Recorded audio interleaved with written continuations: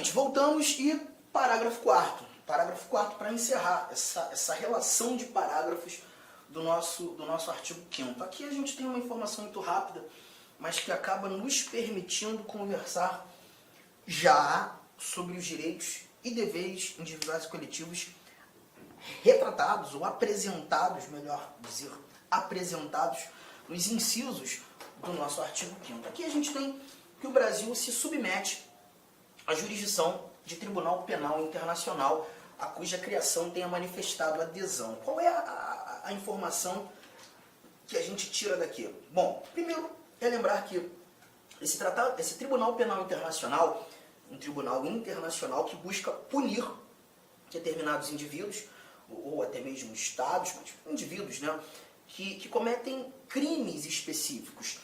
O Estatuto de Roma, não é necessário examiná-lo, estudá-lo, pelo menos aqui no âmbito do direito constitucional, mas eu só cito, é justamente a regulamentação, as regras de processo e julgamento desse Tribunal Penal Internacional.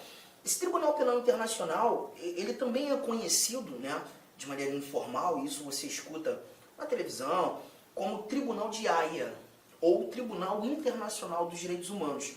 E ele busca julgar indivíduos que cometam crimes de guerra, crimes de genocídio, crimes contra a humanidade. Então é um tribunal organizado, né, sustentado, desenhado, delineado pela Organização das Nações Unidas. E a proposta é justamente essa, punir indivíduos que cometam tais crimes. Esse parágrafo 4º, ele não existia na redação original da Constituição de 88.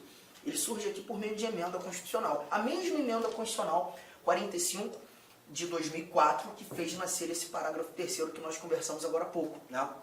E nesse parágrafo 4º nós encontramos a recomendação dessa jurisdição, né, que o Brasil submete à jurisdição. Então o que eu quero que você perceba é que se porventura um brasileiro, né, cometer crimes que sejam de competência do Tribunal Penal Internacional, o Brasil não vai se opor que esse indivíduo brasileiro seja julgado no Tribunal Penal Internacional.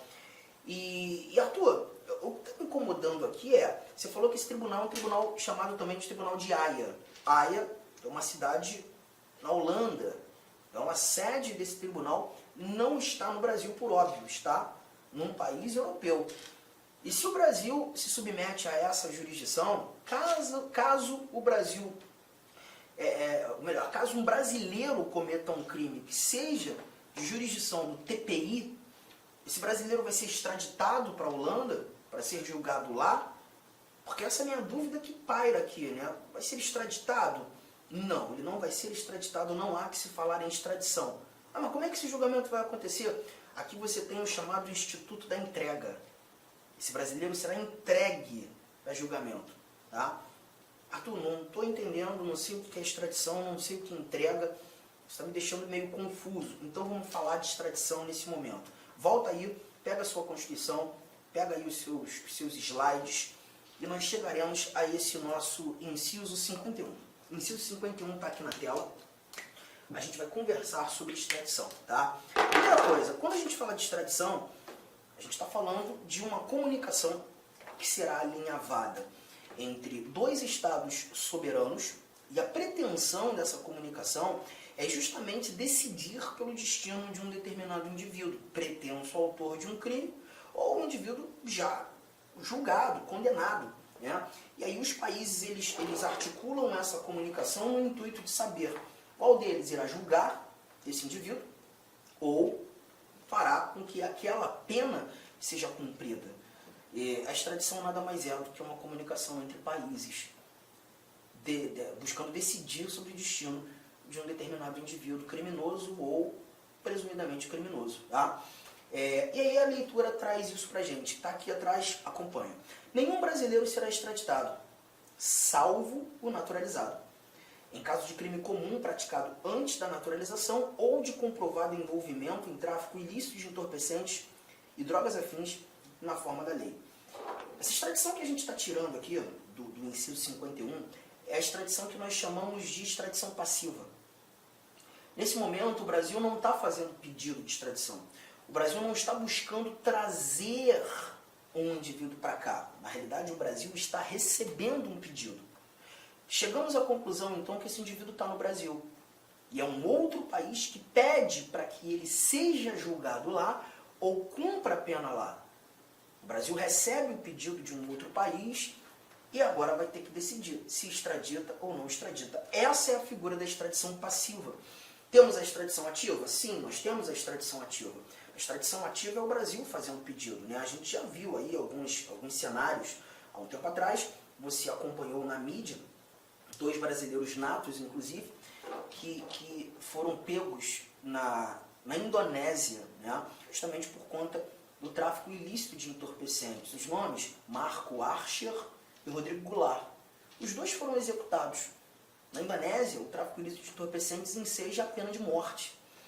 E como foram presos lá, né, encararam o corredor da morte. O Brasil se preocupou com os seus nacionais, o Brasil se preocupou com os seus brasileiros e pediu pela extradição. A Indonésia negou, julgou, condenou e executou. Os 2 foram executados, a pena lá, inclusive, ela é executada por fuzilamento, né? Os 2 foram fuzilados. Mas o Brasil fez o pedido de extradição. Nesse conjunto de informações, o Brasil praticou a tal da extradição ativa, pediu pela extradição. Só que essa extradição ativa ela não é citada aqui no nosso texto constitucional. O texto constitucional ele separou apenas informações sobre a extradição passiva. E é essa que nós iremos colocar aqui no caderno. Preste bastante atenção. Nenhum brasileiro será extraditado, salvo o naturalizado. Nenhum brasileiro será extraditado, salvo o naturalizado. Qual é a primeira conclusão que a gente tira daqui? Artigo 5º, inciso 51. Extradição passiva de brasileiros. Se nenhum brasileiro será extraditado, salvo naturalizado, a primeira conclusão que nós retiramos aqui é: se esse indivíduo é um brasileiro nato, está no Brasil e é um outro país que pede por sua extradição, a resposta vai ser não, a resposta vai ser nunca. Nenhum brasileiro será extraditado, se porventura nato. Tá? Então imagine, aquele determinado indivíduo foi lá para a Argentina, praticou um crime na Argentina, brasileiro nato, volta ao Brasil, estando no Brasil, a Argentina descobre quem cometeu o crime. Aquele brasileiro nato pede pela extradição. O Brasil, analisando esse pedido de extradição feito pela Argentina, e evidenciando ser esse brasileiro um brasileiro nato, a resposta já está pronta. A resposta para a Argentina vai ser não. Agora, Arthur, ele pode ser condenado? Pode ser julgado? Pode, mas se porventura julgado, será julgado aqui no Brasil, pelas leis brasileiras. Juntos? Tranquilo? Só que você viu o salvo naturalizado. Então, se a brincadeira trouxer como personagem um brasileiro naturalizado, aí eu já não posso trazer novamente o nunca, mas também não vou escrever sempre. Vou ter que colocar um eventualmente. Brasileiro naturalizado pode ser extraditado, eventualmente. E essa eventualidade precisa garantir ou estar pautada nessa informação que a gente tem aqui. Ó. Nenhum brasileiro será extraditado, salvo naturalizado, em caso de crime comum praticado antes da naturalização, ou de comprovado envolvimento em tráfico ilícito de entorpecentes, drogas afins, na forma da lei. Caso de crime comum praticado antes da naturalização. Vamos lá, vamos brincar com isso aqui. Vamos imaginar que você seja um argentino, tá? Ainda na Argentina você pratica um crime. Vou trazer aqui um exemplo, pratica um homicídio. E aí, percebendo que o bicho começou a pegar para o teu lado, as investigações estão firmes na Argentina, você sai da Argentina e vem para o Brasil. Quando chegando no Brasil, atende os requisitos para se naturalizar, ninguém sabe que foi você que cometeu esse crime, pede pela nacionalidade brasileira, conquista a nacionalidade brasileira e se torna um brasileiro naturalizado. Após isso, a Argentina descobre quem cometeu o crime. Você. Mas perceba, você cometeu esse crime antes de se tornar um brasileiro. Então, se você praticou esse crime comum antes da naturalização, o Brasil pode te extraditar. Então, eu já trago aqui a primeira recomendação. Crimes comuns praticados antes da naturalização. Só que o cuidado que você precisa ter é que o Brasil não tem a obrigação de te extraditar. O Brasil pode te extraditar. E aí o cuidado que você tem que ter com valores semânticos, tá? Porque o poder e o dever trazem semânticas totalmente diferentes. Totalmente diferentes. Lembre-se que a dignidade da pessoa humana é um fundamento da República Federativa do Brasil. E já que estamos falando de uma comunicação entre países, entre estados soberanos, quando nós estudávamos os princípios fundamentais, você viu os princípios que regem as relações internacionais. E dentre eles, precisamente o inciso 2º do artigo 4º, a prevalência dos direitos humanos. Se, aos olhos do Brasil, e quem julga o pedido de extradição é o Supremo Tribunal Federal, tá? Isso está lá no artigo 102, inciso 1º, a linha G do texto constitucional. Se aos olhos do Supremo Tribunal Federal, o órgão competente para julgar o pedido de extradição, for mais digno vê-lo sendo julgado aqui, e não lá, ainda que você tenha cometido esse crime comum antes da naturalização, o Brasil pode dizer não à Argentina. O Brasil não é obrigado a te extraditar. Pode te extraditar. Pode te extraditar. Beleza? Guardou essa informação? Só que voltando para a redação, nós temos aqui, ó, em caso de crime comum praticado antes da naturalização ou de comprovado envolvimento em tráfico ilícito de entorpecentes, drogas afins, na forma da lei. Então, comprovado envolvimento em tráfico ilícito de entorpecentes também enseja a extradição. Só que nesse caso, quando tratando desse crime em especial, desse crime específico, a gente não tem a necessidade de avaliar se, porventura, o comprovado envolvimento aconteceu antes da naturalização ou depois da naturalização. Seja antes, seja depois, a extradição vai ser discutida. Possível a extradição. Então eu tenho que trazer mais uma seta e te lembrar que, nesse caso, quando tratando do tráfico ilícito de entorpecentes, não nos interessa o momento. Tenha sido antes ou depois da naturalização, antes ou depois da naturalização, a extradição pode acontecer. A extradição pode acontecer. Legal? Só que você está percebendo que eu estou enfatizando pode acontecer. De novo, gente, não é uma obrigação, é uma possibilidade. Não é uma obrigação, é uma possibilidade. O Brasil pode extraditar, mas não é obrigado.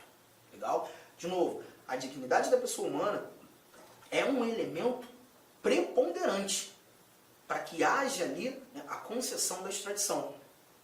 Se porventura aos olhos do Brasil, ainda que seja tráfico ilícito de entorpecentes, por mais digno vê-lo sendo julgado aqui, não vai ser extraditado. Arthur me deu um exemplo da dignidade da pessoa humana estabelecendo um não, garantindo um não a essa extradição do brasileiro naturalizado. Vamos imaginar que naquele determinado país que pede pela extradição tenhamos a pena de morte ao crime de tráfico ilícito de entorpecentes, a pena perpétua ao crime de tráfico ilícito de entorpecentes. No Brasil a gente não tem. A pena de morte é excepcional em tempos de guerra para os crimes de guerra, não para o tráfico. E se esse país que pede pela extradição não alinhavar com o Brasil a garantia da aplicabilidade de uma pena que é possível ser aplicada no Brasil, certamente o Brasil vai dizer não, olha, tudo bem, cometeu crime, mas não posso extraditar. É mais digno vê-lo sendo julgado aqui. Então, ainda que seja um brasileiro naturalizado envolvido no tráfico ilícito de entorpecentes, motivo do pedido de extradição, o Brasil pode dizer não.